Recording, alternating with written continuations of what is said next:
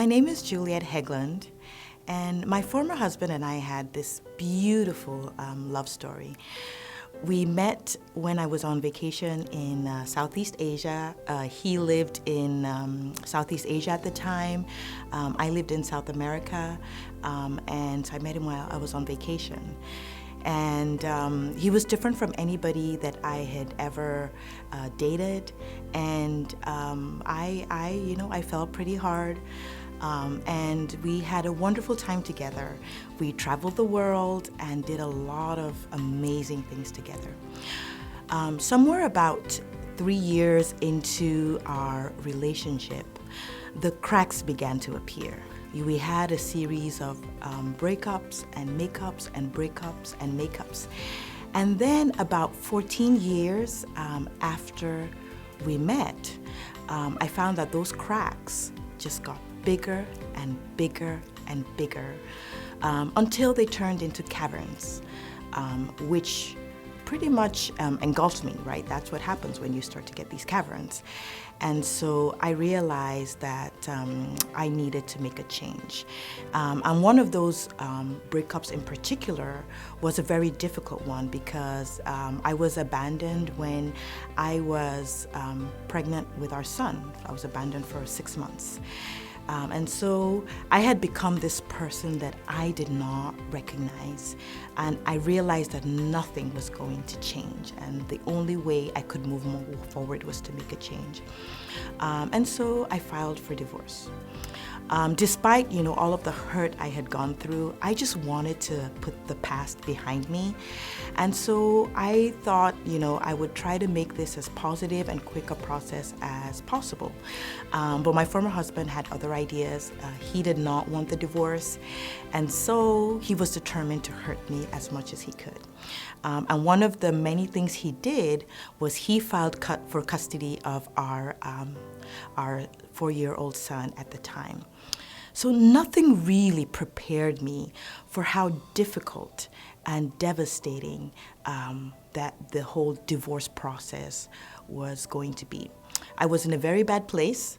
I felt like I was not getting adequate legal representation, and I was getting very desperate. So a friend who had attended the Guide to Good Divorce seminar told me about Trey and about the seminar. And so I called Trey's office up and I booked an appointment. I came to the appointment with Trey, and when I walked into the conference room, Trey was sitting at this conference table, and in front of him, he had all these folders opened up. He had gone and researched my entire divorce process. And he knew things about my divorce that I did not even know. And at that point, I just thought, I'm gonna hire this guy. So I hired Trey. He was very gracious, and it was just a week to mediation. He got up to speed on my case very quickly. At that first appointment, it was a 2-hour appointment, and mostly he just listened to me. He asked me a few questions here and there, but just him listening to me and trying to hearing me tell my story from my perspective, that meant a lot to me.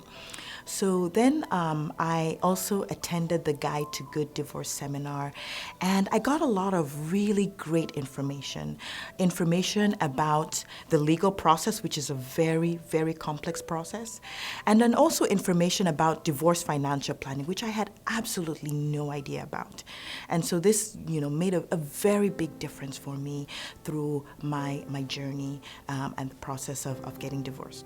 And there's a few things that I've done that has helped me along the way. And there's really 5 things that I'm going to talk about.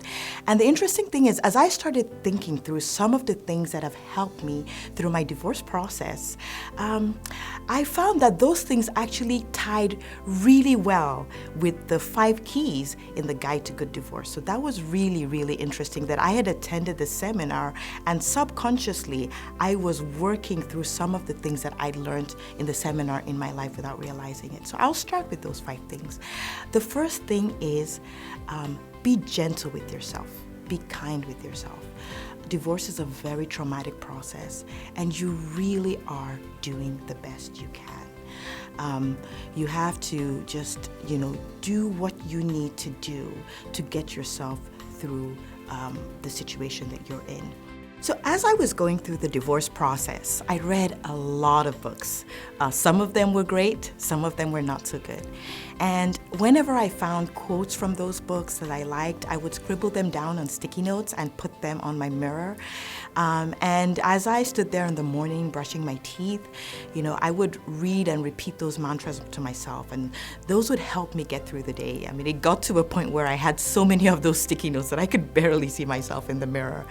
And since then, I've taken the sticky notes off and I've put my favorite ones in a frame. But one of the quotes that really stuck with me through that process was from a book which said that the best gift we can give our children is our own physical, emotional, psychological, and intellectual health. And this was one that was very important because I realized that I needed to take care of myself before I could take care of my son. So that's, one of the things that's helped me through. The other thing I would say is learn to let go. For me, the process of letting go actually started very early. It started while I was still in my marriage, and a lot of it happened in the last 2 years of my marriage. I found myself really letting go, and it was a very difficult process and probably one of the most difficult parts of my marriage. And now looking back on it, I realized the reason why was because I was going through this whole letting go process while I was still in the marriage. And it's not a linear process. You're going to go forward and backward and forward and backward. And sometimes it's going to feel like you're taking 1 step forward and 2 steps backwards. But as long as your general direction is forward, you're doing great.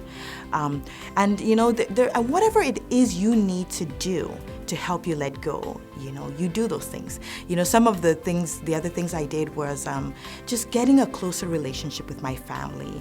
I found that the closer I got to my family, the more I withdrew from my marriage, and I started to realize that my relationship with my family had also suffered. So that was another thing that helped me. And then I repurposed my wedding ring. So I had my wedding ring turned into this beautiful piece of jewelry designed by my jewelry maker. The other thing I did was I sold my engagement ring and I invested it into my business. And so that was another thing that really made me feel very empowered. The third thing I would say is acquire knowledge. Knowledge is power. For me, having Trey and his team behind me helped me a lot with that part. And then also attending the Guide to Good Divorce seminar, where I got a lot of information about the legal process and also about divorce financial planning, which was something I had really no idea whatsoever about. And I can say that today, my finances in terms of organization and planning for the future are in the best state they've ever been in my entire life. And another thing I got from the Guide to Good Divorce seminar was making new connections and meeting other women who were going through what I was going through as well. I have a friend who I had not been in contact with for a while, and she'd gotten divorced a few years before. Well, we'd never really talked about it because we'd not been in contact for a while, and then we reconnected, and I opened up to her and I started telling her about what was happening through my divorce process. And she started predicting what was going to happen next. She had lived my divorce. And it was just amazing to me to find that there was somebody out there who was going through something that I was going through, something very similar to what I had just gone through. And so she also had a lot of advice for me, but just being there and understanding the way I was feeling meant a lot. So, when you start opening up, you will find that there's so many other people out there who are going through or have gone through what you have gone through, and they can provide a really important support system for you. The fourth thing I would say is rediscover something you love. or find something you love, whichever it will be for you. For me, it was both of those. In terms of rediscovering what I love, I rediscovered dancing. I used to love dancing, and I'd stopped dancing a few years before. And so I started dancing again. I loved Latin dancing in particular, and so I started dancing with a couple of friends, and I just felt so wonderful and so good after doing that.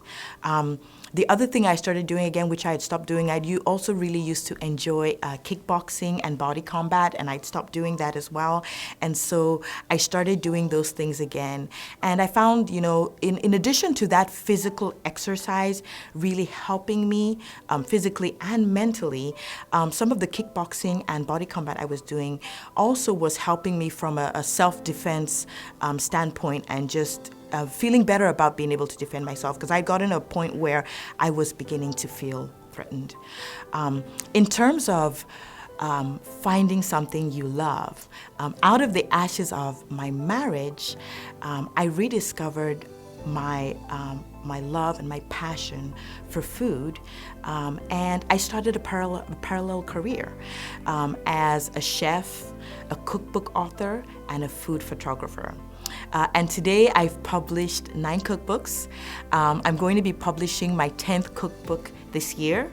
And I also have a cooking school, The World in Juliette's Kitchen, where I share my passion for cooking with other people. The other thing was, the cooking also helped me as a form of therapy as I was going through my divorce, and even before I started the process. And it was so funny because you would know when I'd gone through a very stressful period, because you'd come to my kitchen and there would be all these dishes all over the counter. And then I would start trying to find neighbors to offload the food to. I think my neighbors' waistlines must have gotten thicker during my divorce process. And the last thing I would say is, one other thing is, they say that if life gives you lemons, make lemonade. I would say in my case, life gave me lemons and I made lemon vinaigrette. And then the last thing, the fifth thing that I want to talk about is be the bigger person. And this for me was probably the most difficult of all of these things that I've mentioned today.